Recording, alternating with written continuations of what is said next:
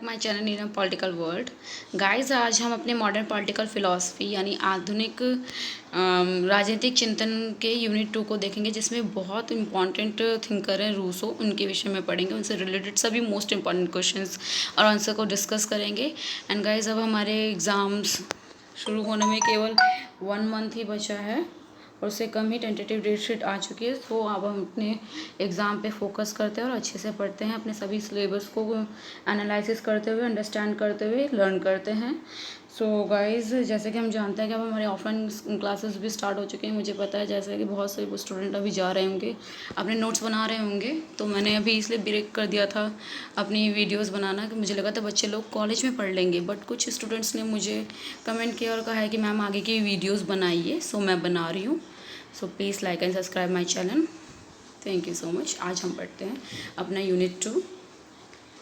So guys, Rousseau से संबंधित जो भी क्वेश्चन आते हैं, लाइक रूसो को सामान्य इच्छा के ऊपर विषय में बताइए, या रूसो जो थिंकर हैं वो आधुनिक राजनीतिक चिंतन में उनका क्या योगदान, उनकी विचारधारा, उनकी आइडियोलॉजीज में जो असमानता के विषय में उन्होंने बताया, वह सामान्य इच्छा, उनकी जनरल विल के ऊपर जो उन्होंने बहुत इंपॉर्टेंट विचार बताए, उसके विषय से संबंधित क्वेश्चन आते हैं एग्जाम में। जैसे कि जिसमें हमें लिखना है अपने परिचय में, इंट्रोडक्शन में, आधुनिक राजनीतिक चिंतन के दर्शन में पश्चिमी वेस्टर्न थिंकर में हम देखें तो जॉन रॉस जो हैं, रूसो जो हैं, उन्हें जैक रूसो या जैक्स रूसो भी कहा जाता है, जो कि 1712 में उनका जन्म हुआ था और 1778 में उनकी मृत्यु हो गई थी, जिनकी गणना पश्चिम के युग के प्रवर्तक यानी बहुत अच्छे चेंजेस वाले विचारक में अपने युग की उपज के होते हुए उन्होंने अपने ही टाइम के तत्कालीन तब की टेम्पररी व्यवस्थाओं यानी रूढ़िवादी मान्यताओं का विरोध किया था, तथा बुद्धिवाद के युग में रहते हुए उन्होंने बुद्धि की निंदा की, यानी बुद्धि माइंड वगैरह की उन्होंने निंदा की। और उन्होंने साथ में उन्होंने सहज मानवीय भावनाओं को अत्यधिक महत्व दिया है, यानी कि मानव की जो फीलिंग्स होती है, ह्यूमन की बीइंग की जो फीलिंग्स है, अच्छी बुरी, उन पर उन्होंने ज़्यादा बल दिया था, इंपॉर्टेंस दी थी। सामाजिक संविधा यानी कि सोशल कॉन्ट्रैक्ट में, यानी जैसे कि हम जानते हैं कि किसी भी राज्य की स्थापना जो है वो सामाजिक समझौते के द्वारा होती है, जैसे कि हम पढ़ते हुए आए हैं, सोशल कॉन्ट्रैक्ट के द्वारा होती है। तो उन्होंने इस शब्दावली, इस डिक्शनरी के वर्ड को बदलते उन्होंने इस सिद्धांत को नया स्वरूप दिया, एक नया उसका रूप दिया, जिसमें सामाजिक बंधन यानी समाज में जो बंधन होते हैं तथा राजनीतिक दासता यानी पॉलिटिक्स में कई सारे समय पहले हम देख सकते हैं इतिहास में दास बनाए जाते थे लोगों को, तो उन सब की उन्होंने कटु आलोचना करते हुए राज्यों की नैतिकता के लिए अनिवार्य बताया, यानी राज्य को मोरल रहना चाहिए, सभी के साथ अच्छा व्यवहार करना चाहिए, उसके लिए उन्होंने इंपॉर्टेंट बताया कि इम्पॉर्टेंट है। आर्थिक असमानता यानी जो गरीब अमीर में असमानता हम अभी भी देखते हैं, और व्यक्तिगत संपत्ति को अवांछनीय यानी इंपॉर्टेंट मानते हुए भी उन्होंने साम्यवादी नहीं थे, उनकी थिंक साम्यवादी नहीं थी कि राज्य नहीं होना चाहिए। घोर व्यक्तिवाद से प्रारंभ होकर उसके दर्शन, जो उनकी फिलॉसफी है, उसकी चेंजेस हम समष्टिवाद में देख सकते हैं, यानी सबके साथ मिला जुला जैसा कॉन्सेप्ट रहता है, उनमें सामंजस्य बैठाने की कोशिश करते हैं वो, हर एक थिंग्स को अच्छे से उन्होंने अपने बताया। जैसे प्रत्येक विचारक का दर्शन जो होता है, हर एक थिंकर की अपनी फिलॉसफी होती है, उसके जीवन से अलग नहीं किया जा सकता, मतलब उसके जो उनका जीवन यापन होता है, जिस समय में वो रहते हैं, वातावरण के अनुसार उन पे इफेक्ट पड़ता है। तो रूसो को भी समझने के लिए हमें उनकी चारित्रिक विशेषता यानी कैरेक्टर्स के बारे में पढ़ना आवश्यक होता है, उनकी कमियों को जानना आवश्यक होता है, क्योंकि वे अपने व्यक्तिगत दोषों के लिए समाज को उत्तरदायी ठहराते थे। वो रूसो ने केवल अपराधों को गलत सिद्ध नहीं किया, बल्कि शिक्षित हुआ समाज, जो पढ़े लिखे समाज होते हैं, उसमें उन्होंने व्यक्तित्व का सामंजस्य कभी नहीं स्थापित कर पाया अपने पर्सनालिटी का। आधुनिक सभ्यता के दोषों का वर्णन करते हुए, नहीं मॉडर्न युग में जो कमियां थी उनका उन्होंने उन दोषों का वर्णन करते हुए अब रूसो ने अपने समय के अनेक विचारकों की भांति प्राकृतिक यानी नेचुरल और रूढ़िगत अंतर का प्रस्तुत किया था उन्होंने, डिफरेंसेस। किंतु प्राकृतिक अवस्था की कल्पना उसके राज्य संबंधी विचारों की पुष्टि के लिए अनावश्यक सी लगती है। ऐसा लगता है कि जो उन्होंने प्राकृतिक अवस्था बताई कि मनुष्य जैसे समय में प्राकृतिक अवस्था में कैसा था मनुष्य, उसका करेक्टर कैसा था, और उन्होंने जो राज्य की कल्पना बताई कि राज्य ऐसा होना चाहिए, स्टेट ऐसा होना चाहिए उस व्यक्ति के लिए, तो उन सब में थोड़े बहुत डिफरेंसेस दिखते हैं, हमें अनइम्पॉर्टेंट सी लगती है। रूसो के अनुसार प्राकृतिक अवस्था में मनुष्य का जीवन सरल था, यानी ईजी लाइफ हुआ करती थी पहले, जैसे हमने पढ़ चुके हैं। तब बुद्धि एवं भाषा का विकास नहीं हुआ था, यानी सबसे पहले जैसे हम जानते हैं, हमने हिस्ट्री में भी पढ़ा था कि मनुष्य जो है होमोपैथिस नाम के जानवर से वो मानव में परिवर्तित हुआ था, तब उसमें बुद्धि नहीं थी, लैंग्वेज नहीं सीखा था मनुष्य ने, तब मनुष्य जो है सहज प्रवृत्ति के अनुसार ही आचरण करता था, अपना बिहेव करता था। यह अवस्था रूसो का आदर्श नहीं है, बल्कि वह बुद्धि तथा भावना का सामंजस्य बैठाना चाहता था कि माइंड जो है ना वो केवल फीलिंग से ही आया है, लाइक फीलिंग के बाद माइंड आया है, ऐसा वो कहना चाहते हैं। उसमें सामंजस्य कोऑर्डिनेशन बिठाना चाहते हैं।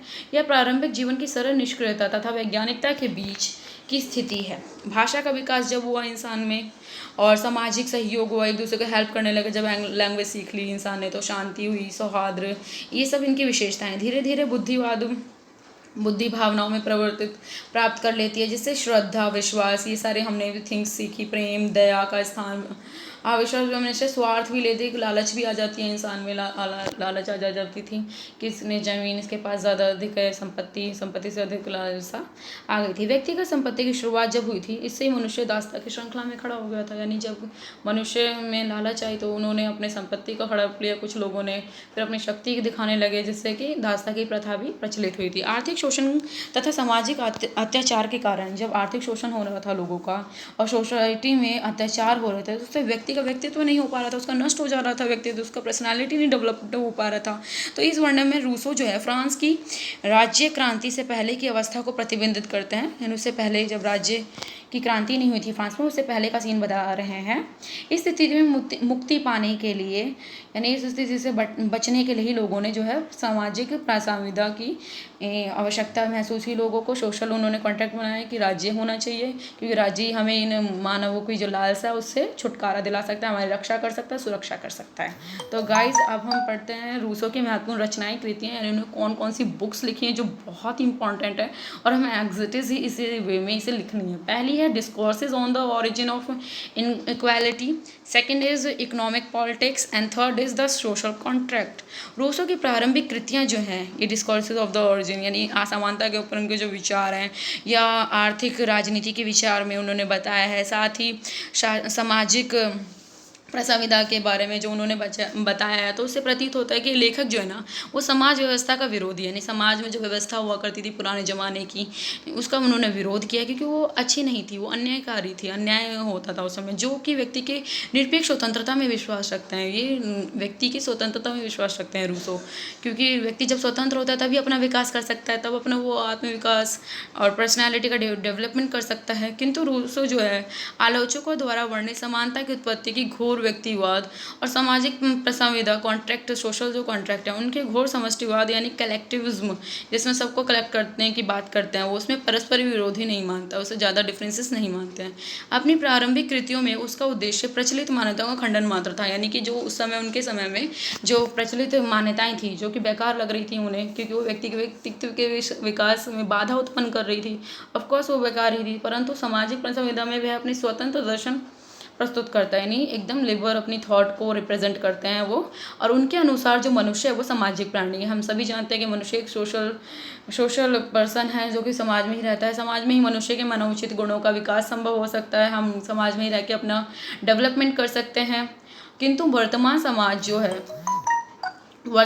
में उसे अनावश्यक तथा अनविशिष्टकारी बंधनों से जकड़ देता है। वर्तमान में जो समाज है, सोसाइटी वाले लोग हैं, वो भी बंधनों से मुक्त कर देते हैं, लाइक रूल्स रेगुलेशन दे के। संविधा जो है कॉन्ट्रैक्ट, सोशल कॉन्ट्रैक्ट का उद्देश्य जो है ऐसे समाज की स्थापना करना है जो कि अपने संपूर्ण सामूहिक शक्ति के द्वारा प्रत्येक सदस्य की स्वतंत्रता, संपत्ति की रक्षा करे। जैसे हम पहले भी बता चुके हैं कि सोशल कॉन्ट्रैक्ट के द्वारा ही तो ये हुआ था कि अब हम सब राज्य जो है व्यक्ति की स्वतंत्रता की रक्षा करेगा और उसकी संपत्ति की रक्षा करेगा, जिससे व्यक्ति का समष्टि कलेक्टिव में सम्मिलित होकर वह भी अपनी आज्ञा का पालन करेगा और पूर्ववत पहले की तरह स्वतंत्र बने रहेंगे। इसी के लिए प्रत्येक व्यक्ति अपनी संपूर्ण शक्तियों को सामान्य संकल्प से, यानी नॉर्मल जो संकल्प लेकर के हम लोग संकल्प लेते हैं और सर्वोच्च निर्देशिता में समाज को सौंप देता है, और फिर भी समष्टि के अविभाज्य बिना टूटे हुए अंश के रूप में उन सभी अधिकारों को प्राप्त कर लेते हैं। यानी समाज की स्वीकृति द्वारा ही तो हमें अधिकार मिलते हैं ना। नेक्स्ट संविधा जो कॉन्ट्रैक्ट है, सोशल कॉन्ट्रैक्ट है, उसके परिणाम स्वरूप जिस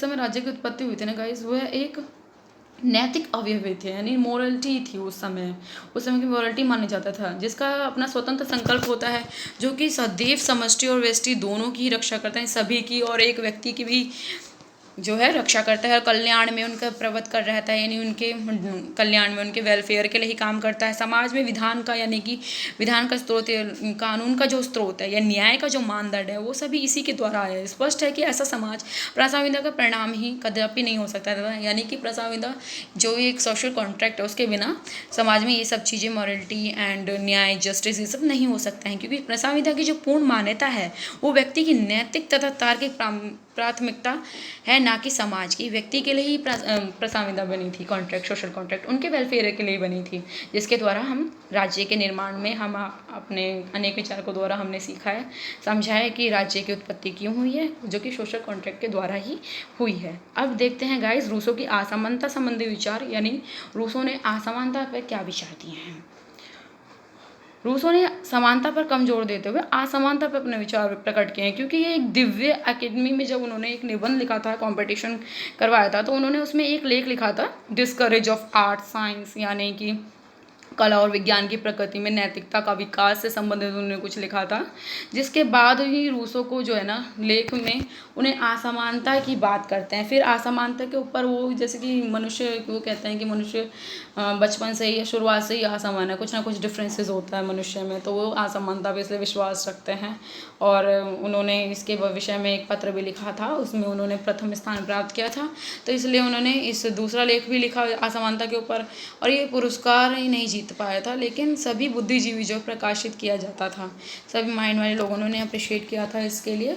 उसने असमानता के ऊपर विचार करते हुए दो प्रकार की असमानता बताई है, यानी असमानता वो दो प्रकार की बताते हैं। पहले प्राकृतिक असमानता, वही जो नेचुरल बर्थ के द्वारा हम सभी को मिली होती है, जैसे कि रूसो के द्वारा ये कहा गया है कि असमानता प्रकृति प्रदत्त है, यानी प्रकृति ने ही हमें असमानता दी है, अर्थात प्रकृति के द्वारा ही व्यक्ति के अंतर्गत असमानता व्याप्त होती है। जैसे रंग, कद, यानी हाइट, वेट, इम्यूनिटी, इन सब में हम डिफरेंसेस देख सकते हैं। लिंग, शारीरिक गठन के आधार पर इन सभी असमानता को देख सकते हैं, जो कि इसकी समाप्ति की मांग नहीं कर सकते हम, है ना। वह इस असमानता को अनुचित नहीं मानता, बल्कि यानी उसे अनुचित, गलत नहीं मानता, बल्कि औचित्यपूर्ण असमानता मानता है, और इसकी समाप्ति की मांग नहीं की जा सकती। हम डिमांड नहीं कर सकते कि इसे कोई चेंज कर दो, क्योंकि हमें बर्थ के द्वारा ही मिली है, राइट। तो परंपरागत असमानता, दूसरी है परंपरागत, ऐसी असमानता जो कि मानवकृत होती है, यानी मानव ने बनाई है, लाइक धर्म से रिलेटेड, जाति, ये सब जो सोच है लोगों की, उसी के माध्यम से रूसो ने भी विभिन्न व्यक्तियों के बीच असमानता की बात कही है, और उनको शामिल करते हुए उन्होंने कहा है प्रकृति द्वारा प्रदत्त की जाने वाली, बल्कि मानव द्वारा उत्पन्न की हुई है ये जो परंपरागत व्यवस्था है। और उसने परंपरागत असमानता का प्रयोग जो है विरोध करा है, उन्होंने कहा है कि ऐसा नहीं होना चाहिए, असमानता नहीं होनी चाहिए वाली प्राकृतिक परंपरागत, क्योंकि परंपरागत जो भेदभाव किया जाता था पहले ज़माने में, या अभी भी जैसे किया जाता है धर्म के आधार पर, तो वो नहीं किया जाना चाहिए, वो अन्यायपूर्ण है ना, और उसे औचित्यपूर्ण नहीं ठहराया, वो निंदनीय है, वो बुराई के लायक है वो।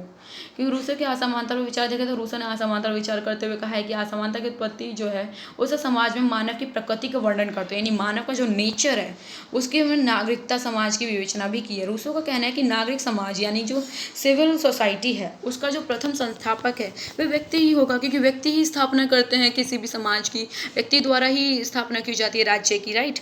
जिसमें किसी भूमि के टुकड़े को घेर लिया होगा, ऐसा कहा जा रहा है कि सबसे पहले जब मानव होगा उसने घेर कर कहा होगा कि मेरा है, और बाकी लोगों ने इसका विरोध, विश्वास भी कर लिया होगा कि हाँ चलो ये कह रहा है तो मैं भी सीखा होगा। वह इस बात पर जोर देता है कि किस प्रकार प्राकृतिक मानव ने, जो स्टार्टिंग वाला मानव था नेचुरल, उसने नागरिक समाज को स्थापित किया, सिविल सोसाइटी को स्थापना करी, क्योंकि शुरुआती मानव जो था वो किसी भी चीज़ के ऊपर विश्वास इतना जल्दी कर लेता था, और उसे नहीं पता था कि किस चीज़ को कैसे हड़पा जाए। लेकिन प्राकृतिक मानव के बाद जो मानव था जिसने सिविल समाज की स्थापना की, उसने एक भूमि के टुकड़े को अपना बनाकर सबको विश्वास दिलाया, तभी से एक नागरिक समाज की स्थापना शुरू हो गई थी। हॉब्स और लॉक की तरह रूसो ने भी नागरिक समाज यानी सिविल सोसाइटी के निर्माण में पूर्व निर्माण से पहले ही जो पूर्व मानव था, स्वभाव या प्राकृतिक मानव था, उसकी स्थिति का वर्णन करते हुए रूसो के अनुसार प्राकृतिक मानव के ऊपर जो है अच्छा था, उसका प्रभाव है बिना किसी चिंता व भय के रहते थे। यानी पहले वाले मानव की बात कर रहे हैं, जो जब ज़्यादा भाषा का विकास नहीं हुआ था या हुआ भी था, तो उसके बाद जो मानव बना था वो शुरुआती समय का जो मानव था वो चिंता व भय के संतुष्ट जीवन को भी कार्य करता था तथा प्राकृतिक रूप से वो निर्देशित रहता था, प्रकृति के द्वारा ही वो जिया करता था। उसमें विवेक का कोई रूप नहीं था, जब उसमें थॉट्स वगैरह डेवलप नहीं हुई थी ज़्यादा, अर्थात प्राकृतिक मानव विवेक से नहीं करता था कार्य। जबकि दूसरी विचारशील वो विवेकशील जो मानव बना, जब मानव ने थॉट करना स्टार्टिंग करा, जब उसमें लालसा वगैरह आई, तो मानव शरारतों व गलतियों से भरा होता है। कुछ ना कुछ गलतियां हर एक मानव करता रहता है, जैसे कि अभी भी हम देख सकते हैं। नेक्स्ट है प्राकृतिक मानव जो है ना तो नैतिक था ऐसे कहा जाता है, ना तो नैतिक था ना ही अनैतिक। यानी उसे नैतिक अनैतिक में, मोरलिटी और अनमोरल में उसे कोई डिफरेंसेस ही नहीं पता था। वह सुखी हो या दुखी, मानव में सामाजिकता की उत्पत्ति, भावनाओं, जरूरतों, क्या नीड्स है उसकी, क्या इच्छाएं हैं, क्या विल्स हैं, उसके कारण कमी होती थी। विवेक के कारण ही नहीं, प्राकृतिक मानव जो था उसके पास कई प्रकार की व्यक्तिगत संपत्ति भी नहीं थी, है ना। पहले वो कैसे भी कहीं भी रहते थे, जंगलों में घूमा करते थे, फल फूल खाया करते थे, जैसे हमने अपने हिस्ट्री में भी पढ़ा है। तो वह निश्चित ही अपने निस्वार्थ भाव से जीवन व्यतीत कर रहा था। संपत्ति, स्वार्थ, भलाई, बुराई, प्रेम, शांति आदि के विषय में उसको पता नहीं था। सामाजिक प्राणी की प्रवृत्तियां जो है ना, इन्हीं सभी भावनाओं के उदय के साथ ही वह सामाजिक जीवन व्यतीत करने लगा। यानी समाज में जब रहने लगे तो सामाजिक जीवन व्यतीत करने। रूसो जो है असमानता पर विचार प्रस्तुत करते हुए कहते हैं कि असमानता जो है ना वो दो प्रकार की है। एक है प्राकृतिक असमानता, जो हमने पहले ही पढ़ा कि वह असमानता जो आयु, स्वास्थ्य, शारीरिक गठन, हाइट, वेट, मानसिक क्षमता, इन सब में डिफरेंसेस होता है। फिर नेक्स्ट वो कहते हैं कि नैतिक राजनीतिक असमानता भी होती है, मोरलिटी एंड पॉलिटिक्स डिफरेंसेस भी देखे जाते हैं समाज में, है ना। अलग अलग पार्टीज होती हैं, अलग अलग उनके उद्देश्य होते हैं। तो यहाँ ये जो असमानता है उसका जन्म सामाजिक जीवन में ही होता है। समाज में रहते हुए ये पार्टीज वगैरह बनती हैं। तो जिसका अर्थ है कि जब एक व्यक्ति दूसरे व्यक्ति यानी अधिक धनी व्यक्ति होता है, अधिक सम्मानी, जिसे ज़्यादा रिस्पेक्ट मिलती है, अधिक वैभवशाली, अधिक प्रभावशाली, वह दूसरे व्यक्ति को अपने अधीन बना लेता है, अधीन बनाने में सक्षम होता है, यानी इसमें डिफरेंसेस करने लगता है। प्राकृतिक स्थिति में भी एक व्यक्ति का एक दूसरे से ज़्यादा अधिक शक्तिशाली होना स्वाभाविक ही था। स्वाभाविक ही था, पहले भी ऐसा हुआ करता था कि कोई कमज़ोर समझता था स्वयं को तो कोई शक्तिशाली समझता था। परंतु मालिक या दास व्यवस्था जो थी उसका उत्पन्न होना संभव नहीं था, ऐसा कहा जा रहा है इनके द्वारा, रूसो के द्वारा। रूसो आगे बोलते हैं कि मानव के मध्य, जो इंसान के मध्य जो असमानता है उसकी नागरिक समाज की स्थापना से ही शुरू हुई है। जब नागरिक समाज लोगों ने जब पहले अपने संपत्ति पे हड़पना शुरू करा था, तभी से ये भावना शुरुआत हुई कि कौन छोटा है कौन बड़ा, जिसके कारण दो उत्तरदायी होते हैं संपत्ति ग्रहण। यानी वही संपत्ति को ग्रहण करने के बाद जब चतुर व्यक्ति आए जो वो अधिक से अधिक संपत्ति संचित करके दूसरों को गुलाम व दास्ता बनाने लगे, तो इससे असमानता उत्पन्न हो रही थी सोसाइटी में, है ना। भेदभावपूर्ण कानून व्यवस्था भी स्थापित कर दी फिर लोगों ने कुछ समय बाद। ऐसे कानून का निर्माण करना जिसमें शक्तिशाली व चतुर वर्ग को ही फायदा हुआ व कमज़ोर लोगों को, दुर्बल लोगों का, वर्ग का जो है शोषण हो रहा था किया जा सके। रूसो कहते हैं कि व्यक्तिगत संपत्ति के साथ साथ, यानी व्यक्ति की जो प्रॉपर्टीज़ वगैरह हुआ करती थी उस समय, उसके साथ कृषि व धातु, यानी जो लोग किसान खेती करते थे या धातु का प्रयोग करते थे, उनके साथ भी विकास क्रम में मानव की स्वार्थ भरी प्रवृत्ति का जन्म हुआ। मानव बहुत ज़्यादा लालची हो रहा था कि अपने विकास के ऊपर, और वो दूसरे का दमन कर रहा था। तो ये जो सीन था वो बहुत ही क्रिटिसाइज्म था, आलोचनापूर्ण था, जिसका उन्होंने अपनी असमानता वाले विचार में प्रस्तुत किए हैं। साथ ही वो कहते हैं चतुर व शक्तिशाली जो व्यक्ति वो पर्याप्त लाभ उठाता था, निर्बलों को दास बनाया, स्वयं को सामाजिक संगठनों में सत्ताधारी बन गए तथा वो कानून का निर्माण करके दूसरों का शोषण व अधीन किया। या लाइक जो गवर्नमेंट्स भी होती थी तो ज़्यादा हित अपना ही देखते हैं, रिच लोगों का ही देख रहे थे उस समय की बात बता रहे हैं रूसो कहता है कि प्राकृतिक स्थिति का मानव लड़ाकू नहीं था, जैसा कि हॉब्स ने अपने विचारों में बताया। नहीं, हॉब्स को वो क्रिटिसाइज कर रहे हैं, उनकी आलोचना करते हुए बोलते हैं कि मानव जो है ना स्टार्टिंग में लड़ाकू नहीं था, बाद में हुआ था जब उसका माइंड डेवलप्ड हुआ था। वह तो डरपोक व विवाद व संघर्ष से बचना चाहता था। स्टार्टिंग वाला जो मानव था वो तो विवाद से बचना चाहता था। रूसो कहता है कि प्राकृतिक मानव जो है वो आत्मा, प्रेम, यानी अपने आप से प्रेम करने में, आत्मरक्षा, अपने आप को सपोर्ट करने में, अपने आप को बचाने तथा अपने साथियों के प्रति लगा रहता था, जैसे कि भावनाएं थी। यही भावनाएं सामाजिक जीवन को संभव बनाने के लिए उत्तरदायी है। ये जो अच्छी फीलिंग होती है एक दूसरे को सपोर्ट करने वाली, वही ऐसी समाज को जीने में रिस्पॉन्सिबल होती हैं। प्राकृतिक मानव जो था वो सामाजिक स्थिति का चिंतन करके चित्रण करके प्रस्तुत करके रूसो यह नहीं कहता है कि सामाजिक जीवन दोषपूर्ण है तथा वो मनुष्य को पुनः प्राकृतिक स्थिति में ढाल देना चाहता है। यानी जो स्टार्टिंग वाला मानव जो था, जो हेल्पफुल वाला मानव था, अपने जीवन को बड़े अच्छे से जीता था, वो ऐसी स्थिति में ढालना चाहिए। वह मनुष्य को बुराइयों व कमियों से दूर करके समाज को एक सही रूप प्रदान करना चाहता है। अब नेक्स्ट ही हमने रूसो को सामान्य इच्छा के बारे में विषय में पढ़ेंगे गाइस, जो कि बहुत इंपॉर्टेंट क्वेश्चन है।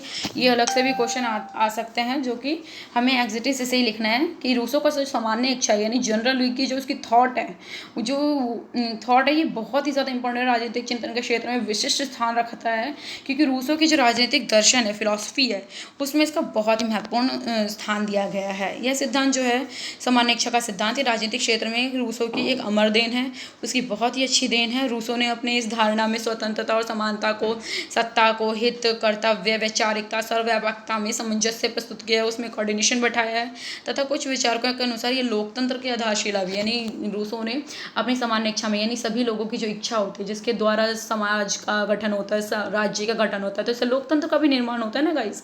तो इसलिए कहा जाता है कि इन्होंने लोकतंत्र के लिए भी एक मार्ग प्रस्तुत किया था।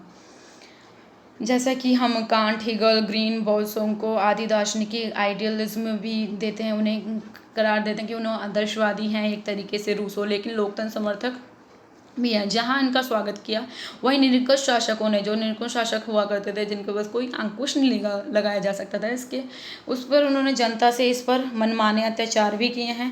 इस कारण भी ये कहा जाता है कि शायद ही कोई ऐसा सिद्धांत होगा जो इतना विवादपूर्ण होगा, यानी उनके सिद्धांत की आलोचनाएं भी की गई हैं, जो गाइस हम इस क्वेश्चन में अपने इस PDF में देखने वाले हैं और एनालिसिस करने वाले हैं। ओके गाइस, तो जितना उनका ये सामान्य इच्छा का सिद्धांत इंपॉर्टेंट है, उसकी आलोचना क्रिटिसिज्म भी किए गए हैं अन्य विचारकों द्वारा। जैसा कि हम जानते हैं कि एक सिक्के के दो पहलू होते हैं, कुछ लोग उसे अच्छा बोलते हैं, कुछ लोग उसकी बुराई करते हैं, और साथ में हम निष्कर्ष भी देखेंगे। तो अपने सामाजिक समझौते सिद्धांत में रूसो कहता है कि सामाजिक जो समझौता है उसके द्वारा ही समाज के लिए व्यक्ति अपनी शक्ति का जो परित्याग करता है और उससे व्यक्तिगत इच्छा का स्थान एक सामान्य इच्छा ले लेती है, यानी जो हमारी पर्सनल थॉट्स होती हैं कि हमें ये करना है अपने लिए, तो वो अगर हम सामान्य इच्छा में देखें, यानी सभी की इच्छा होती है, वो सामान्य जनरल विल होती है, तो वो ये ले लेती है इसका स्थान। सामाजिक समझौते में वह कहता है कि सामाजिक समझौते के द्वारा क्या होता है, समाज के व्यक्ति जो हैं वो एक स्थान पे एकत्र हो जाते हैं, एक जगह इकट्ठे होते हैं और साथ ही अपने अधिकारों को, उत्तरदायित्वों को एक दूसरे को समर्पित करते हैं कि ये हमारे राइट होने चाहिए और ये हमारी ड्यूटीज़ होनी चाहिए। इसी के द्वारा वो सामाजिक समझौता करते हैं। सामान्य इच्छा को व्याख्यातित करने पे, यानी उसे एनालिसिस करें, अगर हम उसे एक्सप्रेस करें, तो उसके लिए रूसो ने दो धारणाएं बताई, एक यथार्थ इच्छा और दूसरी आदर्श इच्छा, यानी कि जो रियल हमारी विल होती है, जो हम करना चाहते हैं, और एक्चुअल विल होती है, उनमें उन्होंने डिफरेंसेस भी बताए और उनकी इंपॉर्टेंट्स बताई हैं।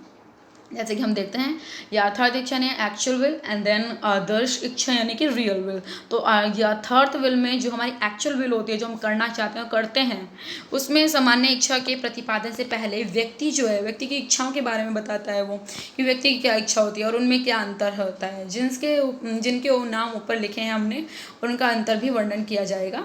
सामान्य रूप में यथार्थ इच्छा जो है वो आदर्श इच्छा का एक ही अर्थ लिया जाता है। देखा जाए तो नॉर्मल में कहते हैं कि एक ही बात है, लेकिन रूसो के द्वारा इन दोनों का अलग अलग प्रयोग किया गया है, अलग अलग अर्थों में, विशेष अर्थों में प्रयोग किया गया है। यथार्थ इच्छा के बारे में वे कहते हैं, रूसो कहते हैं कि यथार्थ इच्छा जो है, वो जो एक्चुअल विल है, वो मानव की इच्छा का वह भाग है, यानी ह्यूमन बीइंग की इच्छा, उसकी जो विल है उसका वह पार्ट है, वह भाग है जिसका लक्ष्य व्यक्ति स्वार्थ या व्यक्तिगत पूर्ति करने के लिए होता है। यानी यथार्थ विल हम अपने लिए देखते हैं, है ना, अपनी व्यक्तिगत, अपनी पर्सनल को डेवलप करने के लिए वो इच्छा रखते हैं। इसमें निजी हितों की पूर्ति या स्वार्थी की भी पूर्ति की जाती है ना, हम अपना क्या करना चाहते हैं, क्या एम फुलफिल करना चाहते हैं, फुलफिल उसके ऊपर बेस्ड होता है। इसमें सामाजिक हित की अपेक्षा व्यक्तिगत स्वार्थ की भावना प्रबल होती है, निहित होती है। जब मनुष्य केवल अपने ही बारे में ही सोचता था या अर्थात अपने बारे में, मतलब हमें क्या करना चाहता हूँ, लाइक हम गर्ल्स बॉयज़ अपने अपने एम होते हैं हम सब बच्चों के, कि हमें ये करना है, तो वही यथार्थ हमारी एक्चुअल विल होती है, जिसके वशीभूत ये इच्छा भावना हमारे अंदर प्राप्त हो जाती है, प्रदान होती है। इसके वशीभूत होकर ही मनुष्य जो है विवेकहीनता से यानी कुछ कमियों से भी कार्य कर लेता है कभी कभार। व्यक्ति की यह क्रांतिकारी इच्छा होती है, यानी चेंजेस करने की इच्छा होती है कि हमें ये अपने अंदर चेंजेस करने हैं। और इसमें व्यक्ति का जो दृष्टिकोण है वो संकीर्ण और अंतर्द्वंद से युक्त होता है। यानी कि जब हम अपने अंदर चेंजेस करना चाहते हैं तो बहुत ज़्यादा हम संकीर्ण हो जाते हैं कि हमें ये चेंजेस करना ही करना है। इस संदर्भ में वह रूसो भी ये कहते हैं कि जो यथार्थ इच्छा होती है ना, जो एक्चुअल विल होती है हमारी, वे परिवर्तनशील होती है, यानी हम अपने अंदर चेंजेस करना चाहते हैं और यह स्थायी नहीं होती, यानी कि बदलती रहती है हमारी विल, होता है ना, अस्थायी होती है। जैसे कि किसी एक चीज़ में मेरा हित दिखेगा तो मेरी यथार्थ जो मेरी भावना है वो स्थिति परिवर्तित हो जाएगी, मैं चेंज हो जाऊंगी, जो ऐसा मैं चाहती हूँ, जैसा मैं बनना चाहती हूँ, तो ये चेंजफुल होती है। ये व्यक्तिगत स्वार्थ से प्रेरित होती है, यानी हमारी पर्सनल नीड्स के ऊपर डिपेंड करती है हमारी यथार्थ विल, राइट। अब नेक्स्ट देखते हैं आदर्श इच्छा यानी कि रियल विल। इसमें रूसो कहते हैं कि आदर्श इच्छा मानव की वह इच्छा है जिसका लक्ष्य समाज का कल्याण होता है। यानी जब अगर हम सोसाइटी के बारे में सोचते हैं कि हमें सोसाइटी में इम्प्रूवमेंट करनी है, समाज के लिए कार्य करना है, तो उस पर आधारित होती है हमारी आदर्श विल, है ना, आदर्श इच्छा। तो ये जैसे वे कहते हैं कि इच्छा वह है, आदर्श इच्छा वह है जो विवेक यानी हमारी नॉलेज, ज्ञान एवं सामाजिक हित पर आधारित होती है। ये सोशल वेलफेयर पर डिपेंड करती है और इस इच्छा का जो अनुसार मनुष्य है वो स्वयं के हित को सामाजिक हित का अभिन्न अंग बनाता है। जैसे कि मैं दीपा झा आईएएस बनना चाहती हूँ, तो मैं आईएएस बन करना अपनी सोसाइटी में, लाइक भारत में, इंडिया में जो ये प्रॉब्लम्स है, लाइक गरीबी हो, पॉवर्टी हो, या ये तंबाकू नशे से संबंधित जो समस्याएं हैं, उन्हें मेरी ये आदर्श इच्छा है, रियल मैं बता रही हूँ, ये मेरी आदर्श इच्छा है कि मैं इन सबको बंद करूँ एक आईएएस अधिकारी बनकर और नेताओं का समर्थन पाकर। तो ये हमारी आदर्श इच्छा है कि हम चेंजेस करें सोसाइटी में, राइट, शिक्षा को बढ़ावा दें, ये सब हम करना चाहते हैं, राइट, पढ़ लिख कर। तो आगे हम देखते हैं, इसी को हम आदर्श शिक्षा कहते हैं, जो कि हम समाज यानी सोसाइटी के वेलफेयर के लिए काम करते हैं जिस समय, और इसमें व्यक्तिगत हित कम होते हैं, ज़्यादा सोसाइटी के वेलफेयर के लिए हम करना चाहते हैं, तो उसी की हम आदर्श इच्छा कहते हैं। ओके, तो इस इच्छा में व्यक्तिगत स्वार्थ का जो है ना वो सामाजिक हित के साथ सामंजस्य भी हो जाता है, कोऑर्डिनेशन बन जाता है, तथा व्यक्तिगत स्वार्थ सामाजिक हित की प्रधानता होती है ज़्यादा ना, उसमें हम सोसाइटी के बारे में सोचते हैं जब हमारे आदर्श इच्छा होती है। तो रूसो के अनुसार यही एकमात्र श्रेष्ठ इच्छा है, जो आदर्श इच्छा है वो श्रेष्ठ इच्छा है, क्योंकि इसमें हम दूसरों के बारे में सोच रहे हैं, समाज के बारे में सोच रहे हैं, राइट। इसमें व्यक्तिगत घातक कम होता है, इसमें स्वतंत्रता की प्राप्ति की जा सकती है। वह कहता है कि जो व्यक्ति की उत्कृष्ट एकदम बढ़िया इच्छा होती है, ये विल होती है, जो कि स्वार्थहीन होती है, नहीं इसमें ज़्यादा स्वार्थ नहीं होता, वो बल्कि कल्याणकारी होती है, वेलफेयर के लिए होती है, और यह इच्छा व्यक्ति में स्थायी रूप से निवास करती है, यानी ये चेंज नहीं होती। जैसे हमने एक बार सोच लिया समाज के लिए हमें योगदान देना है, लाइक हमारे थिंकर्स जो रह चुके हैं, चाहे इंडिया के थिंकर्स हो या हम वेस्टर्न थिंकर देखें, तो उन्होंने चेंजेस करने की सोची, उन्होंने आदर्श थॉट रखी, तो उन्होंने चेंजेस भी किए। उन्होंने डेमोक्रेसी लाना चाहा तो उन्होंने डेमोक्रेसी हम देख रहे हैं अभी वर्तमान में। उन्होंने शिक्षा फैलानी चाहिए तो हम शिक्षा देख रहे हैं अपने वर्तमान में कितने अच्छे से शिक्षा फैल रही है, और आगे और भी अच्छे से फैलेगी और अच्छे से स्प्रेड होगी। हम सभी पढ़ेगा इंडिया तो बढ़ेगा इंडिया, राइट। अब हम आगे देखते हैं सामान्य इच्छा के बारे में और क्या कहते हैं रूसो। तो सामान्य इच्छा का जो समाज सोसाइटी के लिए व्यक्ति की आदर्श इच्छाओं का योग ज़्यादा उन्होंने बताया, क्योंकि आदर्श इच्छा जो होती है उससे तात्पर्य यही है कि जिसमें व्यक्ति का स्वार्थ नहीं होता, संकीर्णता वो नहीं होती, उसमें वो कम नहीं है, वो व्यापक है, यानी ह्यूज थॉट होती है एक आदर्श इच्छा, जिसमें सामाजिक हित या सामूहिक हित यानी सभी के लिए हम बात करते हैं, इसमें भावना प्रबल होती है। वो व्यक्तियों की सर्वोत्कृष्ट और आस्था इच्छा होती है, यानी जो व्यक्ति की थॉट है वो सभी के लिए होती है, लाइक हेल्पिंग नेचर होता है, और वो अस्थायी इच्छा होती है ना।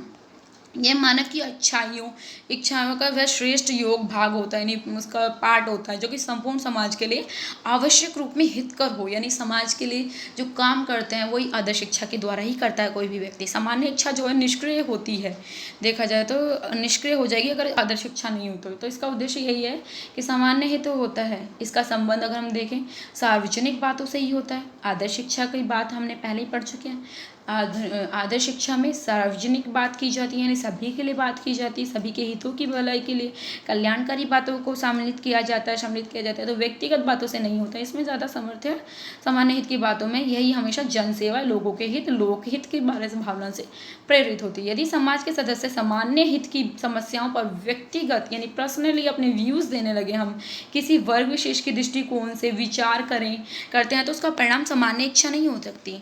तो रूसो आगे कहते हैं कि मनुष्य की जो सामान्य इच्छा है वो समस्त सर्वसाधारण है, यानी सभी के लिए है, पूर्ण प्रभुत्व यानी एकदम पूर्ण प्रभुत्व संपन्न इच्छा है, आदर्श इच्छा की सारी विशेषताएं देख सकते हैं हम, और इस इच्छा का पालन अवश्य ही करना चाहिए, और हमें अपने जो रियल विल है, जो हम करना चाहते हैं, उसे हमें अवश्य ही करना चाहिए। रूसो यह भी कहता है कि यदि मैं किसी स्वार्थवश उस इच्छा को पूरा नहीं कर पाता हूँ, किसी स्वार्थवश अगर हम लालच में लग जाते हैं, तो अगर हम उसे नहीं पूरा कर पाते हैं, तो समाज की सामान्य इच्छाओं मुझ पर मजबूर कर सकती हैं कि मैं उनके अनुसार आचरण करूँ। यदि कोई व्यक्ति सामान्य इच्छा की अवहेलना करेगा, यानी सामान्य जो सभी के लिए इच्छा, उसकी अगर कोई अवहेलना करे, उसकी कोई बुराई करेगा, तो समाज उसके ऊपर दबाव डालेगा कि क्यों कर रहे हो ऐसा, है ना, वो तो सभी समाज के लिए है।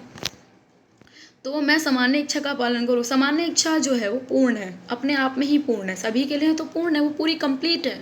और इसकी पूर्णता के संबंध में रूसो का मानना है कि जिस अनुपात में लोग जो है सार्वजनिक हित की सामने रखते हैं, सार्वजनिक जो लोगों की नीड्स होती है, उनकी वेलफेयर के लिए जो मांग होती है ना, उसे हम सामने रख सकते हैं, और जिस अनुपात में व्यक्तिगत हितों को भुला सकेंगे, उसी अनुपात में सामान्य इच्छा पूर्ण होगी। हम व्यक्तिगत अपने ज़्यादा अपना ना सोच के हम सभी के बारे में जब सोचेंगे, तभी हमारे समाज का विकास होगा और स्वयं व्यक्ति का भी अवश्य ही विकास होगा। अब सामान्य इच्छा जो हमने पढ़ी, 2 टाइप्स की पढ़ी, राइट। अब सामान्य इच्छा की निर्माण प्रक्रिया के बारे में पढ़ते हैं कि उसका प्रोसेस क्या है, कैसे सामान्य इच्छा उत्पन्न होती है समाज में। रूसो का मानना है कि सामान्य इच्छा के लिए निर्माण की प्रक्रिया में सर्वसाधारण, यानी सभी की धारणा से इच्छा से प्रारंभ होती है, सर्वसाधारण के लिए होती है। व्यक्ति जो है समस्याओं को सबसे पहले अपने स्वयं की दृष्टि में देखते हैं। कोई भी प्रॉब्लम होती है, लाइक मैंने कहा नशे से संबंधित प्रॉब्लम, इससे कितनी सारी प्रॉब्लम्स होती है guys. I know you will also know the impact of नशे के जो भी सामान होते हैं, राइट। तो उनकी जो इम्पैक्ट होता है स्मोकिंग की, ड्रिंकिंग के, कितनी हेल्थ इश्यूज़ होते हैं, साथ में मानसिक ट्रॉमास होते हैं ना, सोसाइटी में भी बैड इम्पैक्ट पड़ता है। तो ये बहुत ही ज़्यादा अननेसेसरी थॉट हो गई मेरे हिसाब से, तो हमें बंद कर देना चाहिए। तो जो प्रॉब्लम्स होती हैं जब समाज के सामने हम देखते हैं, तो जिसमें यथार्थ यानी रियल एंड आदर्श जो होनी चाहिए, वो सारी इच्छाएं सम्मिलित होती हैं। लेकिन यदि ऐसा समाज हम देखें, सोसाइटी जिसमें समय और सोच संस्कृत पहले की प्रथाओं वाली बात जब आ जाती है, नागरिकता की भावना हो, तो विचारों के आदान प्रदान की इस प्रक्रिया में जब हम एक दूसरे को अपने विचार बताते हैं, व्यक्तियों की सूरत में अशुद्ध अनैतिक भाग समाप्त हो जाते हैं, यानी जो बुराइयाँ खत्म हो जाएंगी अगर हम एक दूसरे की बात समझेंगे, राइट। तो इसी प्रक्रिया के परिणाम स्वरूप सामान्य इच्छा का उदय होता है। जब मनुष्य की बुराइयां खत्म होती हैं तो सामान्य इच्छा का उदय होता है, ऐसा कह रहे हैं रूसो आगे कहते हैं सामान्य इच्छा की सर्वोच्च अभिव्यक्ति जो है, जो सामान्य इच्छा है, हमारी जनरल विल है, उसकी सर्वोच्च अभिव्यक्ति यानी उसे एक्सप्रेस हम मनुष्य में ही निहित है, हमारे अंदर ही। अगर प्रॉब्लम हमें दिख रही है तो उसका सॉल्यूशन भी हमें ही निकालना है, राइट। और सामान्य इच्छा के निर्णय जो हैं शुभ और आदर्श होते हैं, एकदम अच्छे होते हैं, पवित्र होते हैं, और जिनका पालन हमें सभी व्यक्ति को करते रहना चाहिए। नाउ इसकी विशेषताएं देखते हैं। Characters and AIIMS of the general will. सामान्य इच्छा को स्पष्ट करते और समझाते हुए उनकी विशेषताओं को भी हमें और लक्ष्य को, एम्स को बारे में जानना बहुत ज़्यादा आवश्यक होता है। लाइक पहला देखते हैं, सामान्य इच्छा का प्रमुख लक्ष्य जो है उसकी एकता है और अखंडता, राइट। जैसे कि हम जानते हैं एकता, उसमें यूनिटी को एक्सपेक्ट करता है ये, और अखंडता जैसा कि स्पष्ट है कि सामान्य इच्छा की विशेषता है विभिन्नता में एकता। बहुत सारे लोग होते हैं और उसमें भी अगर हम उनके विचारों में अगर एकता लाएं, यूनिटी लेकर आएँ, ये सभी व्यक्तियों की अच्छाइयों के योग है, यानी सबकी अच्छी अच्छी थॉट्स का योग होता है सामान्य विल में। एंड इसलिए सामान्य इच्छा जो है वो विशेषता यह होती है कि विभिन्नता में एकता स्थापित की जाए, विवेकयुक्त और बुद्धिजन्य हो, बुद्धि से, माइंड से ही की जाती है। सेकेंड है, सामान्य इच्छा जो है स्थायी होती है और सार्वजनिक होती है, यानी कि मैंने पहले भी बता चुकी हूँ मैं, ये स्थायी होती है, चेंजेस नहीं होते हैं इसमें, और ये सार्वजनिक होती है, यानी सभी लोगों के लिए होती है। थर्ड है, संप्रभुताकारी होती है, यानी कि सभी के लिए होती है ये सामान्य इच्छा, जो कि तीसरी विशेषता यह भी संप्रभुताकारी होती है, यानी संप्रभुता यानी समान ही है, अविभाज्य है, यानी इसमें बंटवारा नहीं हो सकता। संप्रभुता के संभाव जो है सभी के लिए होता है, सामान्य इच्छा में निहित। इसका प्रमाण है कि किस प्रकार से व्यक्ति शरीर से उसके प्राण को हम अलग नहीं कर सकते, उसी प्रकार प्रभुसत्ता को भी सामान्य इच्छा से हम अलग नहीं कर सकते, वो उसी का पार्ट है। संप्रभुता और भावनाओं के आवेग के ऊपर नहीं है, यानी बल्कि वो तर्क देते हैं रूसो, विवेक पर आधारित है। जो हम पहले पढ़ चुके, सामान्य इच्छा जो है जो नॉलेज पे ही डिपेंड करती है, हमारे स्किल्स पे, विवेक पर, रीजनिंग पर बेस्ड होती है, औचित्यपूर्ण होती है, यानी उचित होती है ना, जिसमें सदैव उचित कल्याणकारी वेलफेयर के लिए ही, लोगों के जनहित के लिए कार्य किए जाते हैं। ये सामान्य इच्छा के द्वारा ही संभव है, क्योंकि जनता की वाणी वास्तव में ईश्वर की वाणी, ऐसे कहा जाता है। लोगों के वोट के द्वारा ही जब सरकार बनती है तो उसी की ईश्वर की वाणी एक तरीके से चेंजेस वो कर सकता है, लोक कल्याण से प्रेरित होती है, राइट। सामान्य इच्छा से हमें पता चलता है सामान्य ने सभी के लिए है, जनरल विल है, सभी की नीड्स है, तो ये लोक कल्याण से प्रेरित होती है। ओके, देन है आलोचनाएं देखते हैं। क्रिटिसिज्म किया गया है उनकी सामान्य इच्छा का, रूसो के। तो रूसो द्वारा प्रतिपादित सामान्य इच्छा का सिद्धांत जो है गाइस, हम जो ऊपर पढ़ चुके हैं, उसमें राजनीतिक चिंता के सर्वाधिक महत्वपूर्ण और विवादास्पद विषयों में से एक है, क्योंकि इसमें रूसो ने जो है एक अन्य अमूल देन मानी जाती है। फिर भी कुछ विचारकों की दृष्टि में सामान्य इच्छा का सिद्धांत यदि भयंकर नहीं है तो संरक्षित भी नहीं है, पूरा अच्छा नहीं है, वैसे कहते हैं। वही कहीं कुछ विचारकों ने इस सिद्धांत को लोकतंत्र और राजनीतिक दर्शन की बुनियादी आधार भी बताया कि इसी से वो हमारा लोकतंत्र उभर कर आया है, राइट। तो देखते हैं अब इसकी आलोचनाओं के मुख्यतः किन आधारों पर इसकी आलोचना की जाती है। तो पहला बताया गया रूसो की जो सामान्य इच्छा है उसका सिद्धांत अत्यंत अस्पष्ट है। कुछ लोगों ने जब इसे नहीं अच्छे से पढ़ा होगा तो उसे अस्पष्ट लगती है और अव्यवहारिक तथा जटिल माना जाता है। ये सामान्य इच्छा के संबंध में स्वयं रूसो भी पूर्ण निश्चित नहीं थे, ऐसा कहा जा रहा है आलोचकों के द्वारा। रूसो का सामान्य इच्छा का विचार यथार्थ नहीं है, आदर्श इन सभी इच्छा के अंतर आधारित है, जबकि आदर्श इच्छा और यथार्थ इच्छा में अंतर करना संभव नहीं है, ऐसा कहा जा रहा है आलोचकों के द्वारा। थर्ड है सामान्य इच्छा का विस्तार। सामान्य हित या सार्वजनिक हित पर आधारित होता है, लेकिन सामान्य हित यानी कि जो लोगों की हित है उसका परिभाषा देना बहुत डिफिकल्ट है कुछ जो के द्वारा, विचारकों के द्वारा, कि लोगों की जो हित होते हैं वो चेंजेस होते रहते हैं, राइट। परिस्थितियों के अनुसार हमारी मांग डिमांड्स नीड्स सब चेंजेस होते हैं, तो इसलिए ये इसकी आलोचना करी जा रही है इस आधार पर भी कि कैसे कहा जाए कि क्या करना उचित है, क्या करना अनुचित है। फोर्थ में कह रहे हैं कि सामान्य इच्छा का सिद्धांत बहुत ही बड़ा है, लाइक इसे देखा जाए तो सामान्य का जो भय वे भी है, डरावना है, ऐसा कहा जा रहा है आलोचकों के द्वारा। तो कभी निरंकुश अत्याचारी द्वारा पोषक भी बना दिया जाता है, ऐसा कहते हैं आलोचक इसके विषय में, और विरोध करके अधिकार भी नहीं मांग सकते हैं। तो ऐसी स्थिति में शासक वर्ग जो है अपने स्वार्थ को ही सामान्य इच्छा का रूप दे सकता है, और वहीं कहीं ना कहीं हम देखें तो सामान्य इच्छा की जो धारणा है वो निरंकुशवाद तथा अधिनायकवाद का पोषण यंत्र बन जाता है, ऐसा कहा जा रहा है। लेकिन ये निरंकुशवाद को बढ़ावा दे रहा है, आलोचक कह रहे हैं सामान्य विल के बारे में। फिफ्थ है रूसो का मानना है कि सामान्य इच्छा का सिद्धांत जो है ये सभी व्यक्तियों द्वारा प्रत्यक्ष रूप से डायरेक्टली सक्रिय रूप से भाग लिया जाना चाहिए, लेकिन ये छोटे राज्य यानी छोटे छोटे स्टेट्स भले ही सफल हो जाएं, पर वर्तमान में जो आधुनिक बड़े बड़े राज्य हैं, विविध जैसे भारत विविधताओं का देश है, तो यहाँ पे सामान्य विल काम नहीं कर पाएगा, ऐसा कहा जा रहा है आलोचकों के द्वारा। परंतु ऐसा नहीं है, लोग जो है इनका प्रयोग करते हैं, मांग, जैसे हमने लोक नीति के विषय में पढ़ा है, लोग अपने डिमांड करके अपने इच्छाओं की पूर्ति करवाते हैं, राइट। सिक्स्थ में कह रहे हैं रूसो की भावना जो है सामान्य इच्छा का सिद्धांत जो है वो गंभीर आलोचना यह है कि रूसो की सामान्य इच्छा ना तो सामान्य है, वो कहते हैं ना तो ये बिल्कुल ईजिली है और ना ही इच्छावादी बल्कि निराधार और अमूर्त चेतनामात है। इन सभी आलोचनाओं के बाद भी अगर हम देखें तो रूसो का प्रतिपादित सामान्य इच्छा का सिद्धांत है, उसके महत्व भी हैं, बहुत सारे इंपॉर्टेंट्स हैं उसके, तो हम उसका निष्कर्ष में कंक्लूजन में देखते हैं। अतः अंत में हम कह सकते हैं कि आलोचनाओं के बावजूद भी इस बात से इनकार नहीं किया जा सकता कि रूसो का जो सामान्य इच्छा का सिद्धांत है वो राजनीतिक विचारधारा यानी पॉलिटिकल आइडियोलॉजीज के लिए बहुत ही महत्वपूर्ण, बहुत ही इंपॉर्टेंट देन है उसकी, जिसे आधार मानकर ग्रीन नाम के विचारक उन्होंने राज्य का मुख्य आधार बल यानी फोर्स को ना मानकर उन्होंने इच्छा को माना कि लोगों की इच्छा के अनुसार ही हमें राज्य की स्थापना करनी चाहिए। अर्थात इसके अलावा सामान्य इच्छा का जो विचार है वो प्रजातंत्र यानी लोकतंत्र डेमोक्रेसी को भी बल देने वाला है, जैसे हम पहले भी पढ़ चुके हैं, क्योंकि उसका मानना है कि सत्ता का आधार जो है जन स्वीकृति है, यानी लोगों की स्वीकृति द्वारा ही हम राज्य का निर्माण करते हैं और उसके प्रति उत्तरदायी होना चाहिए, रिस्पॉन्सिबल होना चाहिए स्टेट। अपने सिद्धांत के द्वारा ही रूसो ने बताया व्यक्ति को कि सामान्य हित जो है जनता के आदर्श इच्छाओं का योग होता है, राइट, जो कि हम उन्हें पद का प्रदर्शन करते हैं कि हमें क्या करना चाहिए। उसके अनुसार सामान्य इच्छा का जो सिद्धांत है वो प्रमुख कार्य विधि निर्माण है, यानी कानून को बनाना है ना, और शासन तंत्र की नियुक्ति करना, उसे भंग करने के लिए भी लोगों की इच्छाएं ही होती है ना, जिनके द्वारा कोई लॉ बनाया जाता है, और अगर वो लोगों की हितों की पूर्ति नहीं करती है, उनके अधिकारों स्वतंत्रताओं का हनन करते हैं, तो उस लॉ को भंग भी किया जाता है।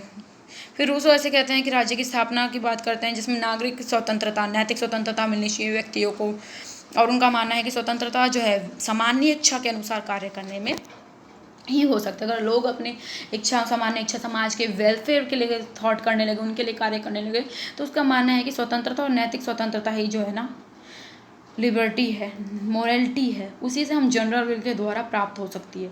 सामान्य इच्छा के सिद्धांत में इस विचार का पोषण किया गया है कि राज्य, एक स्टेट जो है वो एक नैतिक संगठन है, एक ऐसा ऑर्गेनाइजेशन है जिसमें मॉरलिटी को भी जगह दी जाती है, जो कि मानव की अनुचित एवं स्वार्थी प्रवृत्ति को दूर करके, यानी जो मानव है, एक ह्यूमन बींग है, उसकी जो पर्सनल बुराइयां हैं, उसकी प्रवृत्ति को दूर करके सामूहिक कल्याण पर बल देता है। साथ ही यह सिद्धांत जो है समाज एवं व्यक्ति में शरीर, उसके अंगों संबंध स्थापित करके मानव के सामाजिक स्वरूप को सुदृढ़ करता है। और अंत में हम कह सकते हैं कि ओशो नाम के एक विचारक है जिनका कथन है कि रूसो द्वारा प्रतिपादित सामान्य इच्छा का सिद्धांत राजनीतिक दर्शन यानी पॉलिटिकल फिलॉसफी के लिए उनका सबसे बड़ा मौलिक ही नहीं बल्कि सबसे महत्वपूर्ण योगदान है।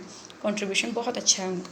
तो गाइज हमने जो ऊपर वीडियो देखा हमने रूसो के सामान्य इच्छा के विषय में, तो इससे रिलेटेड मोस्ट इंपॉर्टेंट क्वेश्चन है जो कि हमारे 6th सेमेस्टर में आ सकते हैं।